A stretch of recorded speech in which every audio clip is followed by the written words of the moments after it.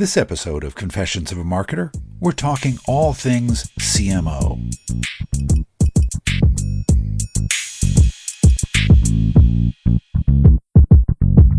Hi, this is Mark Reed Edwards. Welcome to another fun-filled episode of Confessions of a Marketer. Today we're talking with David Cooperstein, a longtime CMO. He also spent a stretch at Forrester Research advising CMOs around the globe on how to tackle the issues they face. He's a smart, insightful leader, and I think you'll enjoy the discussion. Brief program note, though, before we get to the chat. Next episode, we're talking with John Hayworth, a veteran of senior management at Cigna, Pillsbury, The Washington Post, PeopleSoft, and Fidelity. He's had a remarkable career in which he's had responsibility for business development, globalization, and marketing. He's one of the most thoughtful people I know, and I consider him a good friend. We're going to discuss supplier management and some other marketing curiosities next time. Recorded the discussion a week or so ago, and it's a good one, so do stay tuned for that. All right, David Cooperstein. He's an independent marketing and strategy leader whose past clients include PebblePost, Adobe and Ascendant Network. David works with startup companies including TVision Insights, SummitSync and Cuebiq on marketing, positioning, and strategic advice. I wanted to talk with David because he's been a CMO and has spent many years advising them, so he knows what he's talking about. Let's get to the discussion. David Cooperstein, it's great to have you on Confessions of a Marketer. Welcome. Great. Thank you, Mark. I'm glad to be here. The average tenure for a CMO is much shorter than other C-level positions. Why do you think that is? And what advice would you give to a CMO taking a seat today so that they can beat the odds? Yeah, so I think this is true for a couple of reasons, one of which I'll get to later when we talk about the type of CMO that fills the role for a company.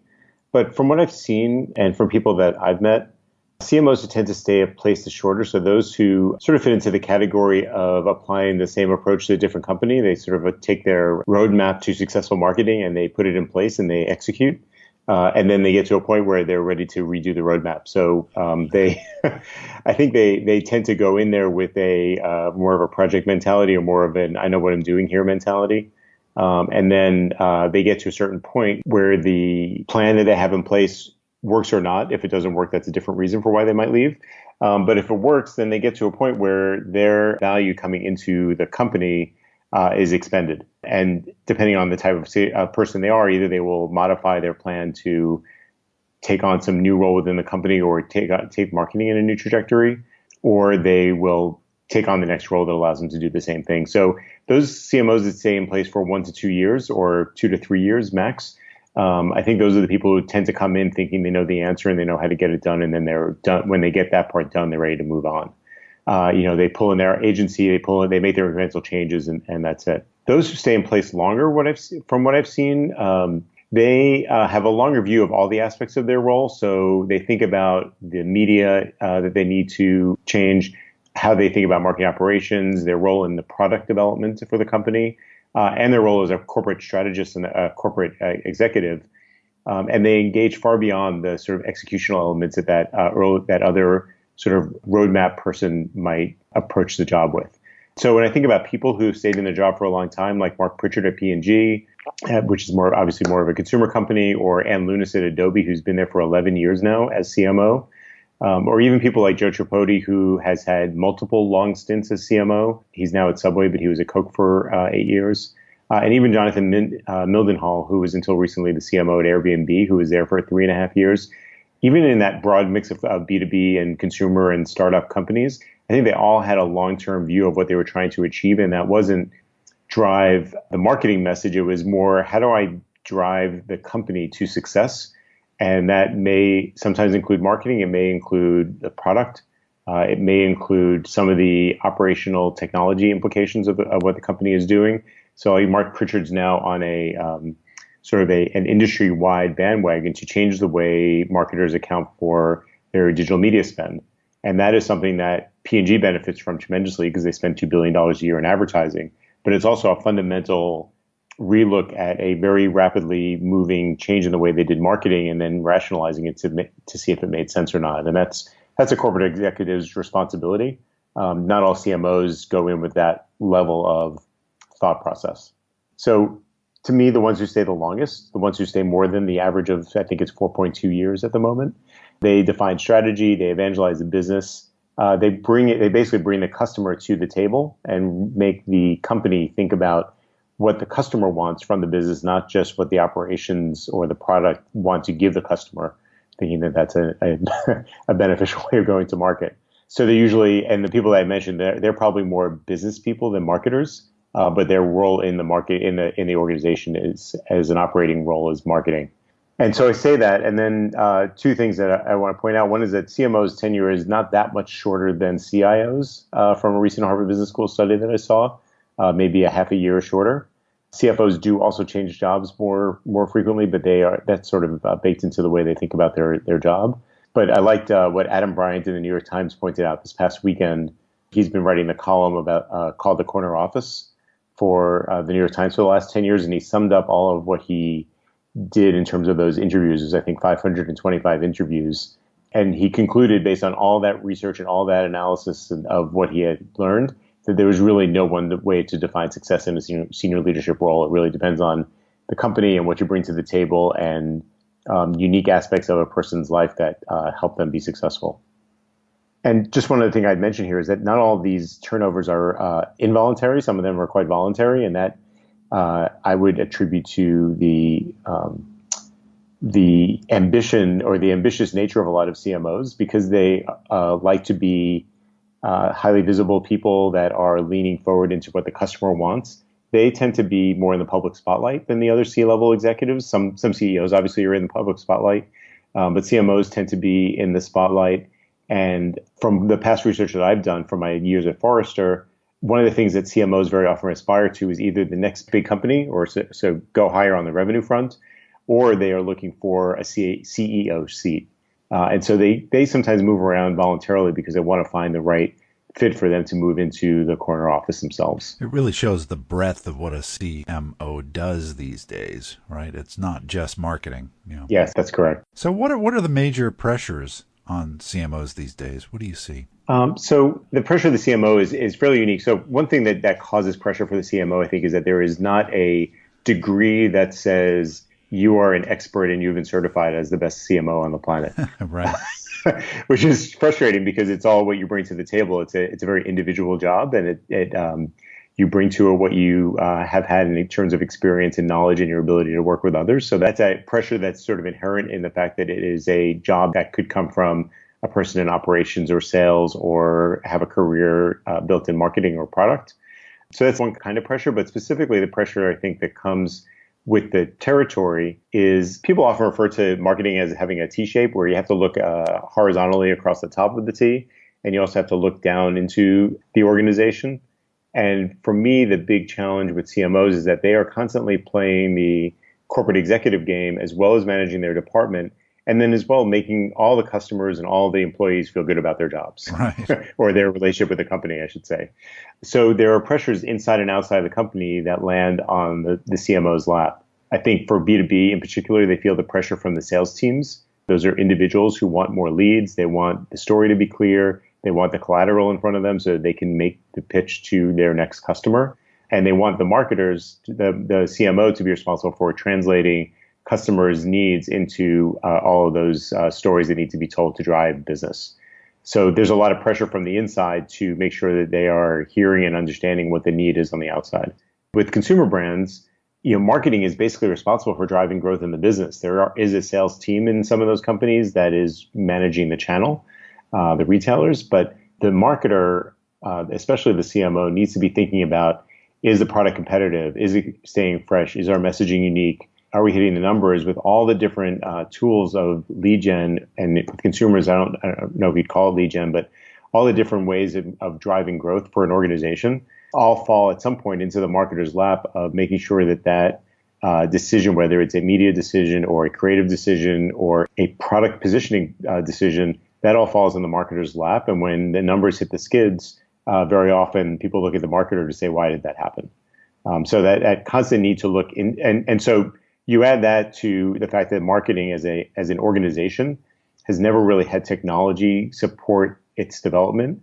And now you're looking at the same change management issues in marketing that affected supply chain in the past and finance in the past and sales in the more recent past have all had the technology at their disposal, and marketers are just now getting their hands around what does all the technology mean, what does all the data that technology spits out mean, and how do I change my marketing approach to deal with that? So it's another level of pressure that they're feeling. So it's a changing role. I should say it's a changing discipline, and CMOs are right in that sort of midpoint of if they've grown up in the new way of marketing, they may be missing some old school ways of understanding what marketing does. And if they've grown up in the old world, these are hard things to learn because it wasn't what they were trained to do as marketers. In my experience, the marketing group is one of the biggest consumers of technology resources in most companies now. Now it is. I would say that the big change has been, I don't know if it's just technology, but it's certainly most of the data is filtered through marketing because the decisions have to be made about customer experience, about channels that are working or not working, about customer satisfaction. A lot of the NPS scores are collected for the marketers to decide whether they need to change positioning or change messaging. Right.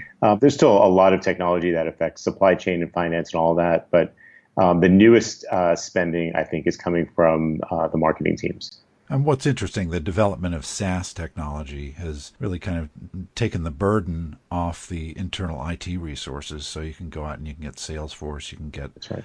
all those web-based tools that didn't exist 15 years ago. Yeah, I think so for smaller companies, that's definitely true that you can go out and just say, I want to, establish a contract with Salesforce and HubSpot and, and buy media off Facebook directly and do some of those things that are fairly easy to just log into and start acting on. I think for bigger companies, the challenge is how do those tools, which they are tools, impact the foundation of a company, which is the data. Sure. And the product to make sure that there is an integration. And so I think that's true that the traditional IT department doesn't have as strong a role to play because of SaaS, but there's a very strong new set of people in the marketing operations group or the marketing technologist group that has to think about how are we going to use these tools to our advantage and not have so many that we don't actually know what they're doing. And managing those marketing stacks is one of the challenges that I don't think many marketers circa 5 years ago and longer ever thought was going to be an issue. Right. But there are layers and layers of technology, all of which does do very specific things, and deciding on which technology to deploy for a particular marketing problem is a big challenge, given that there's, I think from the latest MarTech display, about 4,500 companies that take their tiny little bit of the marketing piece and try to manage it. Right. Let's talk about personalities. There are a few types of CMOs fairly commonly thought of as builders, fixers, and scalers. Do you think these skills, which kind of appear to be specialized, pigeonhole a CMO, or do you think a builder can become a fixer and so forth?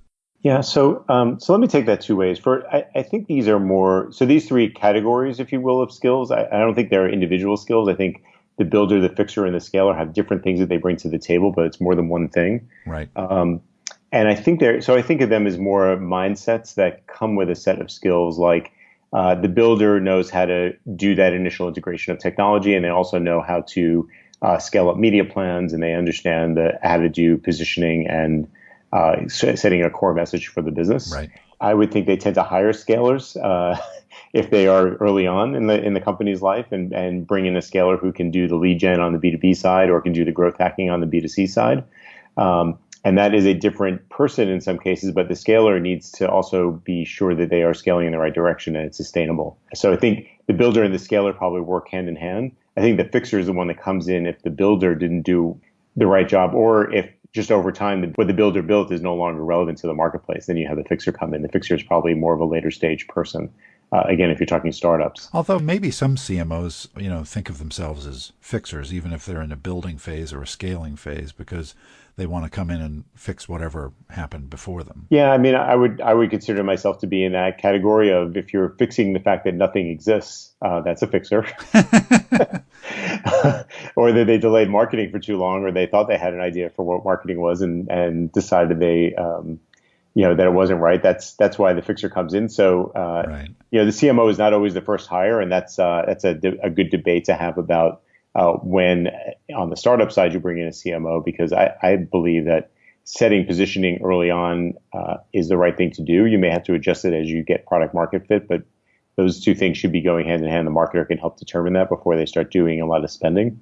But you're right, that depends on what needs to be fixed. But the builder, to me, is the one that is laying the foundation. So maybe it's just the order of them. I would say you fix it first and figure out what it's going to be, then you build it, and then you scale it. But Sure. The main point is I don't think it necessarily pigeonholes a CMO. If they're really good as a strategist, they should be able to do the right thing for the company at the time. But there are two other ways that I think about this question of what is the category of CMO you're looking for if you're a CEO looking to hire.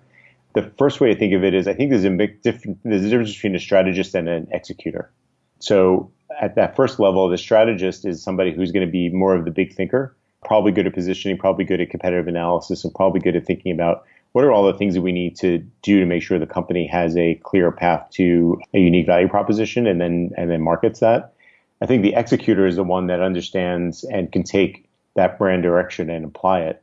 And that's a person who's thinking about, again, depending on the organization, lead development, sales decks, on the consumer side, the right campaigns for the right audience at the right time, how to work with data.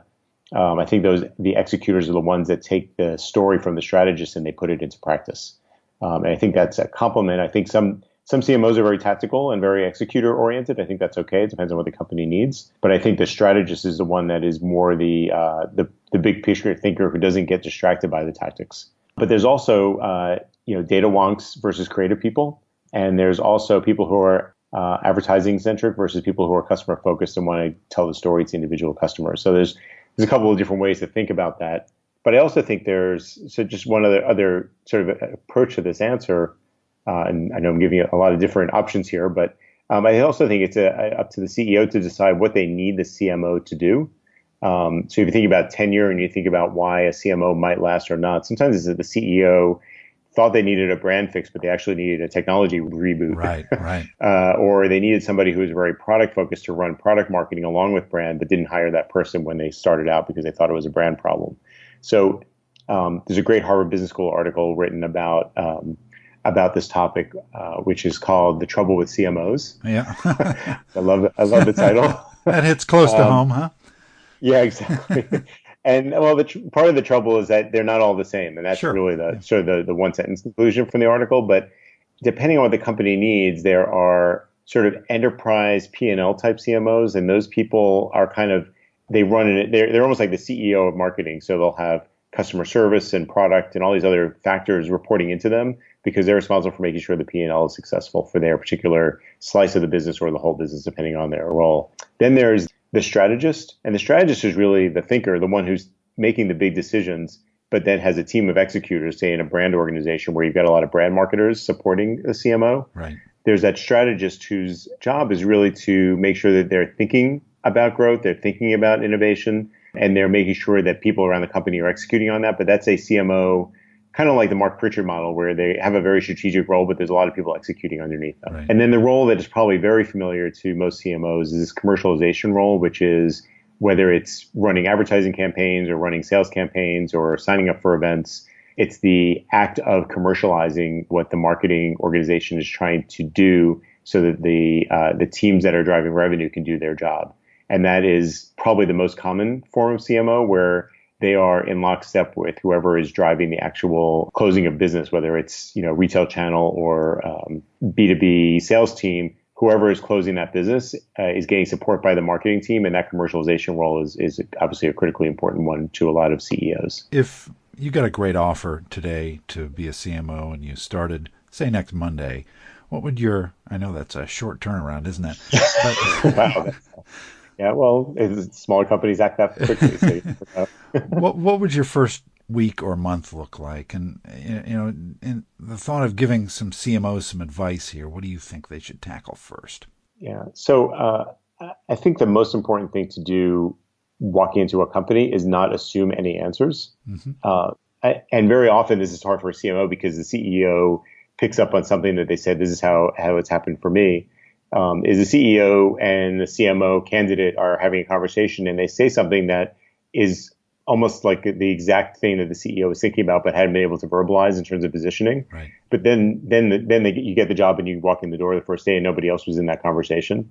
So I think the first thing that needs to happen is that, and what I would be doing is setting up meetings with all the people in the teams, and not just at the senior level, but anybody who's customer facing first, and then other people in the organization after that, and talk to customers, talk to as many customers as possible in those first couple of weeks with the intent of learning not why they're a customer, but how they justified spending money with the company. So whether that's a consumer using shampoo or an enterprise buying some big software product, or a company buying energy, I think it's really important to understand what is it that person had to do in order to justify their expense, because that's where you find out where the rubber really meets the road of, I bought this versus that, or I had to justify my expenditure because this was a new thing that I wanted to buy. And I think learning that comes from hearing the customer say specifically, I bought this because, right, ... And even a consumer saying, why'd you buy that shampoo? It could be because I got a coupon. It could be because the packaging was nice. It could be the smell was great. You don't know that until you actually ask the question. Otherwise, you're making a lot of assumptions. And I think the important thing in the first couple of weeks is not to make assumptions, but to talk to people. And I would say also within that month, there does need to be something that happens that is a powerful just indication that you're the CMO and you're here to make something better.